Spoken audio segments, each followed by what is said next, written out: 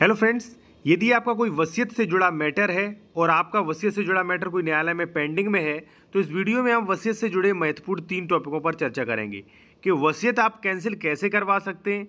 वसीयत का अगर मान लीजिए दाखिल खारिज में वसीयत लगी है, तहसीलदार दाखिल खारिज करवाना चाह रहे हैं तो दाखिल खारिज आप कैसे रुकवाएं, उस कोर्ट के आदेश के बारे में भी हम बात करेंगे जो कि उसके आधार पर आप दाखिल खारिज रुकवा सकते हो अभी प्रेजेंट टाइम में। ठीक है। तीसरा जो है साथियों वो कि वसीयत के आधार पर जमीन अपने नाम कैसे करवाएं। किसी व्यक्ति ने अगर मान लीजिए वसीयत कर दी है तो उसके बाद आपको क्या प्रोसेस कराना पड़ता है, उसके बाद जो है जमीन आपके नाम आ सकती है। तो 3 टॉपिकों पर चर्चा करेंगे। एक चीज़ और आपको बता दूं, यदि आप कोई लीगल एडवाइस लेना चाहते हैं तो ले सकते हैं। कॉन्टैक्ट नंबर वीडियो की डिस्क्रिप्शन में प्रोवाइड किया गया है। साथियों, सबसे पहले हम बात करेंगे वसीयत के बारे में, वसीयत जिसे बिल कहते हैं। ठीक है। पहली बात तो आप ये जान लीजिए कि वसीयत कौन सी मान्य होती है।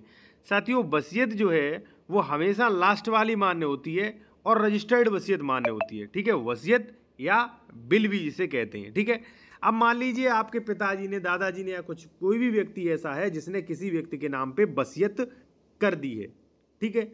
तो आप जो है उसे चैलेंज कैसे कर सकते हैं, कैसे कैंसिल करवा सकते हैं। देखिए साथियों, वसीयतकर्ता की मृत्यु हो जाने के बाद जिसके नाम वसीयत की थी वो अपनी वसीयत जो है लेके जाता है पहले तहसीलदार न्यायालय में। ठीक है। अगर वो कृषि जमीन की है तो पहले तहसीलदार न्यायालय में ही जाती है वसीयत, क्योंकि म्यूटेशन के आधार पे। तो आप उसे कैंसिल कैसे करवाएं। साथियों, the specific relief act section 31, 32 ये प्रोविजन करता है लिखितों का रद्दीकरण। यानी कि कोई भी लिखित, यानी कि मान लीजिए कोई एग्रीमेंट है, कोई सेल डीड है, कोई गिफ्ट डीड है, या मान लीजिए बिल है, वसीयत है और रजिस्ट्रीकृत है। ठीक है। तो स्पेसिफिक रिलीफ एक्ट सेक्शन 32 में स्पष्ट प्रोविजन किया है कि ऐसी कोई भी लिखित जिससे आपको लगता है कि इससे भविष्य में अगर ये बनी रही तो भविष्य में हमारा इससे नुकसान हो सकता है या ये गलत है, तो ऐसी बिल या वसीयत किसी भी रजिस्ट्री के दस्तावेज को आप कोर्ट में चैलेंज कर सकते हैं। और स्पेसिफिक रिलीफ एक्ट सेक्शन 32 के अकॉर्डिंग कोर्ट को ये पावर है कि कोर्ट अगर मान लीजिए सेटिस्फाई हो जाता है तो कोर्ट उस वसीयत को, जो भी मान लीजिए रजिस्ट्री के दस्तावेज है, उसे कैंसिल करने का ऑर्डर दे सकता है, उसे पार्टेबल कैंसिल कर सकता है और उस ऑर्डर की एक कॉपी जो है वो रजिस्ट्रार ऑफिस में भेजेगा, जिससे कि वो मेंशन कर ले वहाँ पे कि ये रजिस्ट्री कर जो है वो कोर्ट द्वारा कैंसिल की गई है। ठीक है। तो वसीयत कैंसिल जो है इस प्रकार से आप करा सकते हैं। अब यार मान लीजिए वसीयत से संबंधित, कैंसिलेशन से संबंधित कोई डाउट है तो आप कॉन्टैक्ट कर सकते हैं। कॉन्टैक्ट नंबर वीडियो के डिस्क्रिप्शन में दिया गया है। डायरेक्ट कॉल मत करिएगा, व्हाट्सएप में मैसेज करके कॉल बुक कराइए पहले। ठीक है साथियों। दूसरा पॉइंट आता है कि भाई वसीयत तो चलिए कैंसिल होती रहेगी, लेकिन प्रेजेंट टाइम पे वसीयत का हमें दाखिल खारिज रुकवाना है कैसे भी करके। जरूरत भी पड़ती है, आवश्यकता भी पड़ती है। साथियों, कब? देखिए, कोई व्यक्ति है, आपके पिताजी ने आपके भाई को वसीयत कर दी या आपकी माताजी ने आपके भाई को वसीयत कर दी, तो वो सबसे पहले जाएगा तहसीलदार न्यायालय में दाखिल खारिज कराने के लिए। तो आप दाखिल खारिज रुकवा सकते हैं। कैसे? मैं कोर्ट का आदेश आपको दिखा रहा हूं। साथियों, ये जो देख सकते हैं आप, ये सुप्रीम कोर्ट का ऑर्डर है और सुप्रीम कोर्ट ने क्या कुछ कहा वो मैं आपको बता दूं। और ये ऑर्डर अगर आप लेना चाहते हैं तो ले सकते हैं। कॉन्टैक्ट नंबर वीडियो के डिस्क्रिप्शन में मेंशन किया गया है। साथियों, यहाँ पे देख सकते हैं बेंच ने कहा, जैसा कि यह हो सकता है कि कानून के तय नियमों के अनुसार म्यूटेशन प्रविष्टि व्यक्ति के पक्ष में कोई अधिकार, स्वामित्व या सरोकार प्रदान नहीं करती है और राजस्व रिकॉर्ड में म्यूटेशन प्रविष्टि केवल वित्तीय उद्देश्य के लिए है, यानी कि दाखिल खारिज प्रविष्टि। कानून की तय प्रक्रियाओं के अनुसार यदि टाइटल संबंधी कोई भी विवाद है, ठीक है, वसीयत टाइटल संबंधी विवाद हो सकता है, ठीक है, वसीयत को लेकर, और विशेष रूप से, अब आप देख सकते हैं, विशेष रूप से जब वसीयत के आधार पर दाखिल खारिज प्रविष्टि की मांग की जाती है। साथियों, मान लीजिए विपक्षी जो है और विपक्षी चला गया आपका तहसीलदार, नायब तहसीलदार की कोर्ट में, और वह जो है अब दाखिल खारिज की मांग कर रहा है। अब यहाँ पे देख सकते हैं, यदि विशेष रूप से वसीयत के आधार पर म्यूटेशन यानी कि दाखिल खारिज की मांग की जाती है तो वसीयत के आधार पर टाइटल अधिकार का दावा करने वाली पार्टी, यानी कि जो दावा कर रही है, जिसके नाम वसीयत की थी, जिसने वसीयत दाखिल खारिज के लिए कोर्ट में पेश किया है, अधिकार दावा करने वाली पार्टी को उपयुक्त सिविल कोर्ट का अदालत का रुख करना चाहिए। इसमें स्पष्ट कहा गया है कि भाई जो है सिविल जो अदालत जो है उसका रुख करना चाहिए। ठीक है।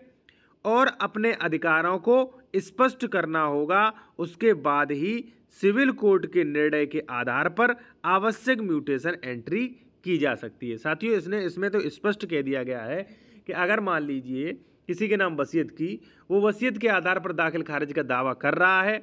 अब मान लीजिए देखिए दावे में वो कर रहा है और आपको ऑब्जेक्शन है, तो आप चले गए, तो कोर्ट का ये आदेश ये कह रहा है कि भाई अगर दावा कर रहा है तो पहले उसे सिविल कोर्ट आना चाहिए टाइटल संबंधी विवाद के लिए, और सिविल कोर्ट जो है स्पष्ट करेगा, आदेश देगा। जब आदेश दे दे, यहाँ पे आप देख सकते हैं, अपने अधिकारों को स्पष्ट करना होगा और उसके बाद सिविल कोर्ट के निर्णय के आधार पर जो भी सिविल कोर्ट निर्णय दे, वसीयत मान्य करे, ठीक है। अगर वसीयत मान्य कर ले तो उसी वसीयत मान्य के ऑर्डर के लाके आप जो है तहसील में दीजिए और आवश्यक म्यूटेशन एंट्री यानी कि दाखिल खारिज की एंट्री आप करवा दीजिए।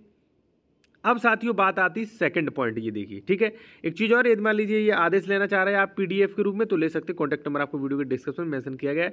साथियों दूसरा, justice M R. Shah, justice Aniruddha Bose की बेंच ने कहा, यदि टाइटल स्वामित्व अधिकार से संबंधित कोई भी विवाद, विशेष रूप से जब वसीयत के आधार पर म्यूटेशन यानी कि दाखिल खारिज की मांग की जाती है, तो पक्ष वसीयत के आधार पर स्वामित्व अधिकार का दावा कर रहा है, यानी कि वसीयत के आधार पर वो स्वामित्व प्राप्त करना चाह रहा है, वो मालिक बनना चाह रहा है या दावा कर रहा है, तो उसे उपयुक्त सिविल कोर्ट अदालत का दरवाज़ा खटखटाना होता है और अपने अधिकारों को स्पष्ट करना होता है। उसके बाद ही सिविल कोर्ट सक्षम न्यायालय के आधार पर आवश्यक म्यूटेशन की एंट्री दी जा सकती है, ठीक है। आप पहले सिविल कोर्ट जाइए और अपना केस लड़िए। अगर मान लीजिए जीत जाते हो तो वो ऑर्डर लाइए और आप उसके बाद जो है अपना दाखिल खारिज करवा लीजिए। सामान्य तौर पर ये नियम है साथियों। अब एक चीज़ साथियों और है, मैं आपको बता दूं दाखिल खारिज को लेकर, ठीक है। राजस्व रिकॉर्ड या जमाबंदी में प्रविष्टि का केवल वित्तीय उद्देश्य होता है, यानी कि साथियों सुप्रीम कोर्ट ने इस ऑर्डर में कहा है कि भाई दाखिल खारिज जो है, क्योंकि भाई वसीयत कराने के बाद जो भी व्यक्ति वसीयत लेता है वो दाखिल खारिज सीधा करवाने आता है, ठीक है, वित्तीय उद्देश्य से, अर्थात भू राजस्व का भुगतान ऐसी प्रविष्टियों के आधार पर कोई स्वामित्व प्रदान नहीं करता। कोर्ट तो ये कहता है कोई स्वामित्व प्रदान नहीं करता है, ठीक है। यह आगे देखा गया है कि जहाँ तक संपत्ति के शीर्षक यानी कि टाइटल का संबंध है, यह केवल एक सक्षम सिविल कोर्ट ही तय कर सकता है, ठीक है। पीठ ने आगे कहा कि सूरजभान बनाम वित्तीय आयोग 2007 6 SC 186 मामले में यह माना गया है कि राजस्व रिकॉर्ड में एक प्रविष्टि उस व्यक्ति को टाइटल प्रदान नहीं करती जिसका नाम रिकॉर्ड ऑफ राइट यानी कि अधिकार अवलेख या खतौनी में दिखाई देता है साथियों, ठीक है। तो मुझे लगता है, मुझे आशा है कि आपके सारे क्वेश्चन डाउट क्लियर हो गए होंगे। और यदि मान लीजिए नहीं हुए, आपको इस कोर्ट ऑर्डर की आपको कॉपी लेनी है, पीडीएफ लेना है या आपको कोई लीगल एडवाइस लेना है तो ले सकते हैं। कॉन्टैक्ट नंबर वीडियो के डिस्क्रिप्शन में मेंशन किया गया है साथियों। डायरेक्ट कॉल मत करिएगा, व्हाट्सएप पे मैसेज करके पहले कॉल बुक आपको करानी पड़ेगी, उसके बाद आपकी बात होगी।